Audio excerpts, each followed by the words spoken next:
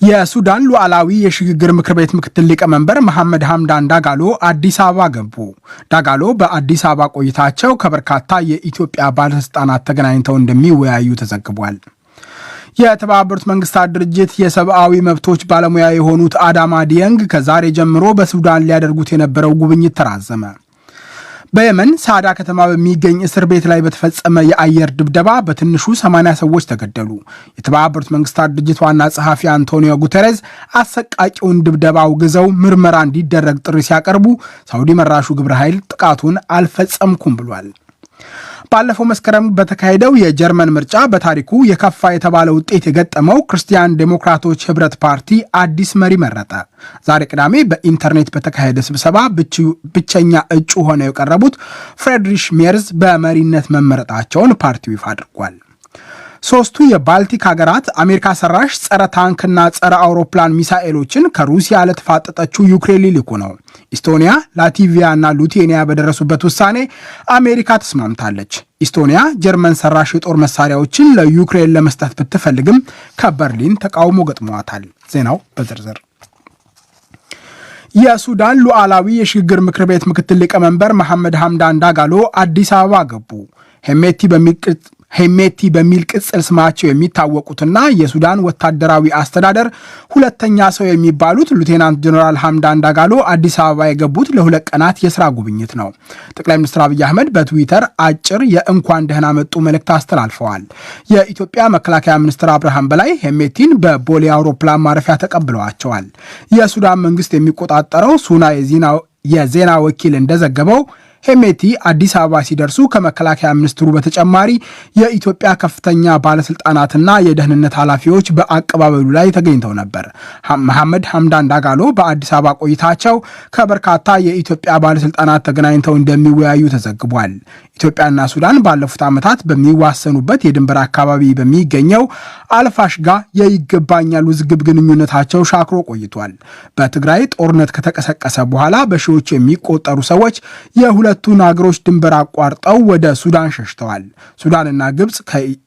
ሱዳንና ግብፅ ኢትዮጵያ በአባይ ወንዝ ላይ በቤንሻንጉል ጉሙዝ ክልል በምትገነባው የታላቁ የህዳሴ ግድብ ጉዳይ ባለፉት ዓመታት ተደጋጋሚ ድርድሮችና ውይይቶች ቢያደርጉም ልዩነቶቻቸው እስካሁን መፍትሄ አልተበጀላቸውም።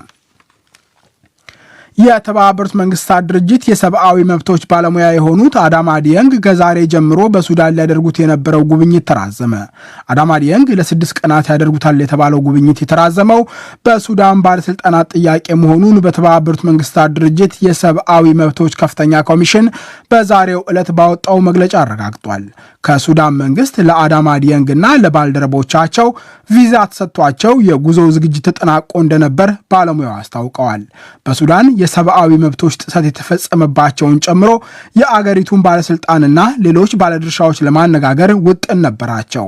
በአፋጣኝ በሱዳን ጉብኝት የሚያደርጉበት ጊዜ በባለስልጣናቱ እንዲገለጽ የጠየቁት አዳማ ዲየንግ በአገሪቱ ያለውን የሰብአዊ መብት ይዞታ መከታተላቸውን እንደሚቀጥሉ ገልጸዋል።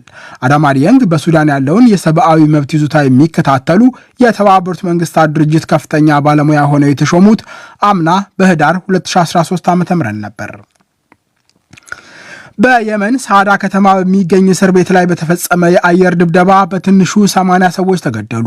የተባበሩት መንግስታት ድርጅት ዋና ጸሐፊ አንቶኒዮ ጉተሬዝ አሰቃቂውን ድብደባ አውግዘው ምርመራ እንዲደረግ ጥሪ ሲያቀርቡ ሳውዲ አረቢያ መራሹ ግብረ ኃይል ጥቃቱን አልፈጸምኩም ብሏል። በሳዳ ከተማ የሚገኘው የስደተኞች ማቆያ ድብደባ የተፈጸመበት ትናንት አርብ ነበር።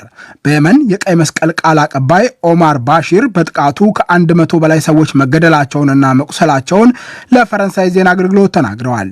ሁቲዎችና የግብረሰናይ ድርጅቶች በዛሬው ዕለት የሟቾች ቁጥር 82 መድረሱን አስታውቀዋል። ድንበር የለሽ የሐኪሞች ቡድን በአንጻሩ የቆሰሉ ሰዎችን ቁጥር ብቻ ወደ 200 አድርሶታል። የሁቲ አማጽያን በማዕከላዊ ሳዳ በሚገኘው እስር ቤት በተፈጸመው የአየር ድብደባ የተገደሉና የቆሰሉ ሰዎች የህንፃ ፍርስራሽ ወዳድቆባቸው የሚያሳይ ዘግናኝ ተንቀሳቃሽ ምስል ይፋ አድርገዋል። የሁቲዎች የጤና ሚኒስትር ጣሃ አልሙታዋከል ዓለም አቀፉ ማህበረሰብ መድኃኒት እንዲለግስ ተማጽኖ አቅርበዋል። ሚኒስትሩ ሳውዲ አረቢያ መራሹ ግብረ ኃይል ይሁን ብሎ ሰላማዊ ሰዎች ላይ ያነጣጠረ ጥቃት ፈጽመዋል ሲሉ አውግዘዋል። አልሞታውከል ይህ የጦር ወንጀል ነው ብለን እናምናለን። በሰው ልጅ ታሪክ ውስጥ ወሳኝ በሆነው በዚህ ወቅት ዓለም ኃላፊነቱን መውሰድ አለበት ብለዋል። ሳውዲ አረቢያ መራሹ ግብረ ኃይል በአንጻሩ ጥቃቱን እንዳልፈጸመ ዛሬ ባወጣው መግለጫ አስተባብሏል። የጥምረቱ ቃል አቀባይ ቱርኪ አልማሊኪ በሁቲ አማጽያን የተያዘ ህንፃ ላይ ጥቃት ተፈጽሟል መባሉ መሰረተ ቢስ ብለውታል። ቃል አቀባዩ ቦታው ጥቃት እንዳይፈጸምባቸው በየመን የተባበሩት መንግስታት የሰብአዊ ጉዳዮች ቢሮ ከተለዩ መካከል እንዳልሆነ መናገራቸውን አሶሺየትድ ፕሬስ ዘግቧል። በየመን ሰብአዊ እርዳታ በማቅረብ ስራ ላይ የተሰማሩ 8 የግብረሰናይ ድርጅቶች ባወጡ መግለጫ ከሟቾቹ መካከል ስደተኞች፣ ሴቶችና ህፃናት እንደሚገኙበት ጠቅሰው ሐዘናቸውን ገልጸዋል። የአየር ድብደባውን የሰላማዊ ሰዎችን ህይወት ቸል በማለት የተፈጸመ ሲሉ አውግዘዋል። በዚያው በየመን ከቀይ ባህር ዳርቻ በምትገኘው የሆዴዳ ከተማ በተፈጸመ ሌላ ጥቃት 3 ህፃናት እንደተገደሉ የህፃናት አድን ድርጅት አስታውቋል። ህፃናቱን የገደለው የሳውዲ መራሹ ግብረ ኃይል የአየር ድብደባ በአንድ የቴሌኮሙኒኬሽን አገልግሎት መስጫ ህንፃ ላይ ያነጣጠረ ነበር። የተባበሩት መንግስታት ድርጅት ዋና ጸሐፊ አንቶኒዮ ጉተሬዝ የሳውዲ መራሹ ግብረ ኃይል የፈጸመውን ጥቃት ኮንነዋል። ቃል አቀባያቸው ስቴቨን ዱጃሪች ዋና ጸሐፊው በእነዚህ ኩነቶች ተጠያቂነትን ለማረጋገጥ ፈጣን ውጤታማና ግልጽ ምርመራ እንዲደረግ ጥሪ አቅርበዋል ብለዋል። ይህ ዶይቼ ቬለ ነው። ባለፈው መስከረም በተካሄደው የጀርመን ምርጫ በታሪኩ የከፋ የተባለ ውጤት የገጠመው ክርስቲያን ዴሞክራቶች ህብረት ፓርቲ ዛሬ አዲስ መሪ መረጠ። ዛሬ ቅዳሜ በኢንተርኔት በተካሄደ ስብሰባ ብቸኛ እጩ ሆነው የቀረቡት ፍሬድሪሽ ሜርዝ በመሪነት መመረጣቸውን ፓርቲው ይፋ አድርጓል። በፓርቲው መረጃ መሰረት በምርጫው ከተሰጡ 983 ድምጾች ሜርዝ 967 ወይም 94.6 በመቶውን አግኝተዋል። የዛሬው የምርጫ ውጤት ለ66 ዓመቱ የንግድ ጠበቃ ለሚቀጥሉት 3 ዓመታት በጀርመን ምክር ቤት ወደ ተቃዋሚነት ደረጃ ዝቅ ያለውን ፓርቲ የመምራት ኃላፊነት ሰጥቷቸዋል። ምርጫው ከመካሄዱ በፊት ባደረጉት ንግግር ፓርቲያቸው ያለፉትን 3 ዓመታት በፈታኝ ጊዜ ውስጥ ማለፉን ጠቅሰው እንደ አዲስ ለመጀመር ቃል ገብተዋል። ፈታኙ ጊዜ አሁን አልፏል ያሉት ሜርዝ የምርጫውን ውጤት ለክርስቲያን ዴሞክራቶች ህብረት መታደስ ጠንካራ መልእክት አድርገው አቅርበውታል። ክርስቲያን ዴሞክራቶች ህብረት ከሁለተኛው የዓለም ጦርነት በኋላ በጎርጎሮሳዊው 1945 የተቋቋመ የፖለቲካ ፓርቲ ሲሆን ኮንራድ አደንአወር የመጀመሪያው ሊቀመንበር ነበሩ። ከምስረታው ጀምሮ ፓርቲው ጀርመንን በአጠቃላይ ለ52 ዓመታት መርቷል። 3ቱ የባልቲክ ሀገራት አሜሪካ ሰራሽ ጸረ ታንክና ጸረ አውሮፕላን ሚሳኤሎችን ከሩሲያ ለተፋጠጠችው ዩክሬን ሊልኩ ነው። ኢስቶኒያ፣ ላቲቪያ እና ሊቱዌኒያ በደረሱበት ውሳኔ አሜሪካ ተስማምታለች። ኢስቶኒያ ጀርመን ሰራሽ የጦር መሳሪያዎችን ለዩክሬን ለመስጠት ብትፈልግም ከበርሊን ተቃውሞ ገጥሟታል። የአሜሪካ ውጭ ጉዳይ ሚኒስትር አንቶኒ ብሊንከን 3ቱ የሰሜን አትላንቲክ የጦር ቃል ኪዳን በእንግሊዝኛ ምህፃሩ ኔቶ አባል ሀገራት ለዩክሬን የሚያደርጉትን የረዥም ጊዜ ድጋፍ አድንቀዋል። ውጭ ጉዳይ ሚኒስትሩ በትዊተር ባሰፈሩት መልእክት ዩክሬን ከሩሲያ ኃላፊነት የጎደለው ጥቃት ራሷን የመከላከል አቅሟን ለማጠናከር 3ቱ ሀገራት የመከላከያ ቁሳቁሶች እንዲሰጡ መስማማታቸውን ይፋ አድርገዋል። የሩሲያው ፕሬዝዳንት ቭላዲሚር ፑቲን ቃል አቀባይ ዲሚትሪ ፔስኮቭ ግን ለዩክሬን የጦር መሳሪያ መስጠት እጅግ አደገኛ መሆኑን ገልጸው ውጥረቱን እንደማያረግብ አስጠንቅቀው ነበር። ሩሲያ በ10 ሺዎች የሚቆጠሩ ወታደሮቿን ወደ ዩክሬን ድንበር ማስጠጋቷ ለወረራ ነው የሚል ስጋት ፈጥሯል። ሩሲያ ውጥረቱን ለማርገብ ያቀረበቻቸው 3 ቅድመ ሁኔታዎች በምዕራባውያኑ ውድቅ ተደርገዋል። የፕሬዝዳንት ቭላዲሚር ፑቲን መንግስት ዩክሬን የሰሜን አትላንቲክ የጦር ቃል ኪዳን አባል እንዳትሆን ከሩሲያ ድንበር አጠገብ የኔቶ የጦር መሳሪያ እንዳይደገንና ወታደሮቹን ከማዕከላዊና ምስራቅ አውሮፓ እንዲያስወጣ ጠይቆ ነበር።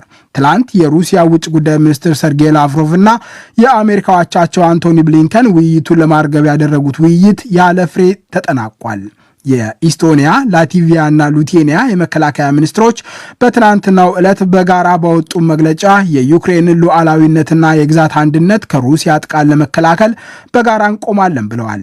3ቱ የባልቲክ ሀገራት የተለያዩ አይነት የጦር መሳሪያዎችን ለዩክሬን ለማቅረብም ተስማምተዋል። የጦር መሳሪያዎቹ መቼ ለኪየቭ እንደሚቀርቡ ግን የታወቀ ነገር የለም።